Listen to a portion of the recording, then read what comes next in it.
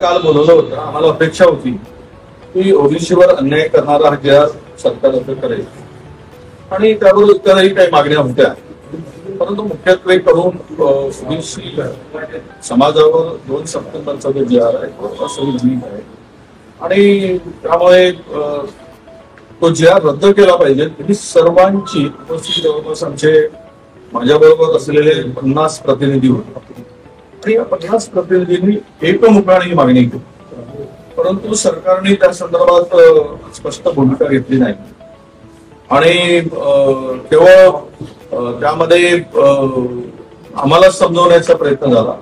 पण अनेक तज्ञ लोक त्या ठिकाणी होते की यामुळे काय नुकसान होणार आहे ओबीसीचं आणि हे प्रचंड नुकसान होणार आहे. सरसकट मराठा समाज आता ओबीसीमध्ये घुसतोय. सुप्रीम कोर्टाने स्पष्टपणे सांगितलं होतं की आणि मराठा हा वेगळा आहे आणि कुणबी वेगळा आहे, तरी पण कुणबी प्रमाणपत्र घेऊन ओबीसीकरण करण्याचं काम जोरात सरकारच्या माध्यमातून सुरू आहे, या सरकारच्या जी आर मुळे सुरू आहे. आणि असं जर झालं तर ओबीसी जो मूळ ओबीसी आहे हा 374 जातीमध्ये विभागलेला जो ओबीसी प्रवर्ग आहे याचं फार मोठं नुकसान हा कुठेही दिसणार नाही. हा नाही शैक्षणिक मध्ये दिसेल, ना राजकीय मध्ये दिसेल, ना नोकऱ्यामध्ये दिसेल. हा उद्ध्वस्त झालेला दिसेल, बरबाद झालेला दिसेल. लहान लहान समाजातला एक माणूस सुद्धा उद्या नोकरीवर दिसणार नाही.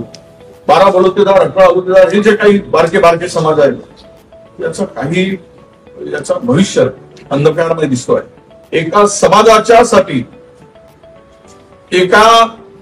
समाजाच्या दबावापोटी हे जे निर्णय झालाय ते महाराष्ट्रातील 374 जातीवर अन्याय करणार आहे, हे स्पष्ट आमचं मत आहे. आणि त्यामुळे आम्ही मोर्चा काढायचा निर्णय घेतला. मुख्यमंत्री आणि उपमुख्यमंत्र्यांनी सरकारने 10 ऑक्टोबर पर्यंत काही जर पॉझिटिव्ह करायचं असेल तर त्यांनी त्या मोर्चाच्या ठिकाणी ते यावे किंवा त्यांचे प्रतिनिधी यावे आणि मोर्चाला संबोधन करून ते सांगावं अशी सुद्धा आम्ही मागणी केली. शेवटची मागणी आम्ही अशी केली की त्यामध्ये पात्र हा जो शब्द आहे तो पात्र शब्द सुद्धा बघणार. पात्र पहिल्यांदा पात्र नव्हता, नंतरच्या 1 तासाभराच्या जे आर मध्ये पात्र काढलाय आणि ऑनलाईन सिग्नेचर घेतली. हे जे काही झालंय हे दबावापोटी झालेलं आहे.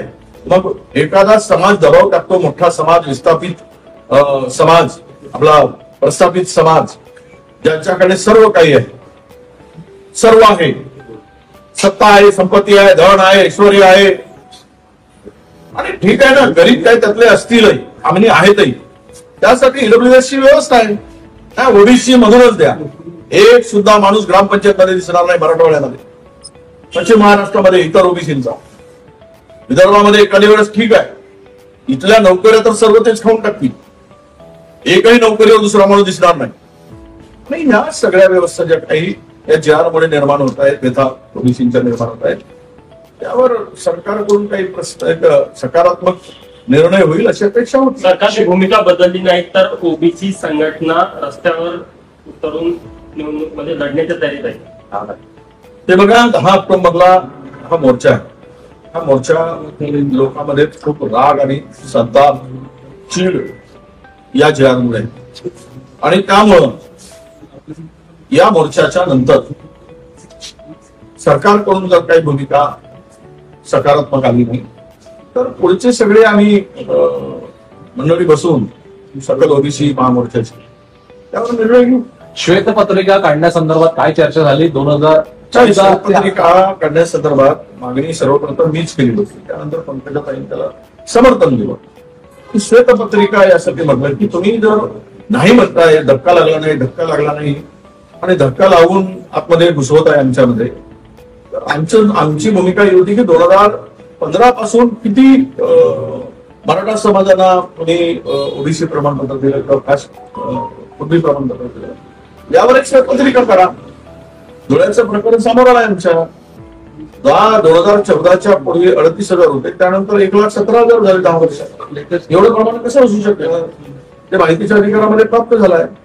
त्यामुळे हे मोठ्या प्रमाणामध्ये आता जर सांगा 38,000 पूर्वी होती, 38,000 कुठे दिसतील? 1,17,000 म्हणजे संपला की विषय, उद्ध्वस्त झाला की कोण शिल्लक राहील?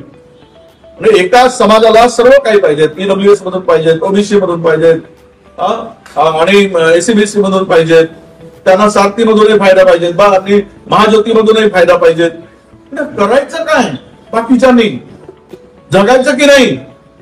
जणांनी पाटलांना सांगून टाका 374 जातीच्या लोकांना समुद्रात मोडून टाक तुझ्या ताकदीच्या भरोशावर, मारून टाक म्हणा, संपवून टाक म्हणा, सगळ्यांना गळा घोटून मार. आता 12 लोकांनी आत्महत्या केल्यात ओबीसीच्या.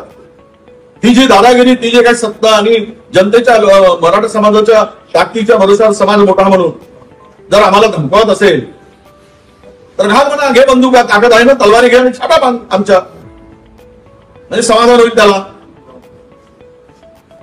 हो, आकडा किती वाटतं तुम्हाला आतापर्यंत, म्हणजे हा GR आल्यानंतर किती लोकांना, मराठा समाजाच्या किती लाख, हजार, किती लोकांना प्रमाणपत्र मिळू शकेल? हे बघा, शिंदे समितीने बोगस हे करून 58 लाख नोंदी, त्यामध्ये 58 लाख कुणबी नोंदी झाली.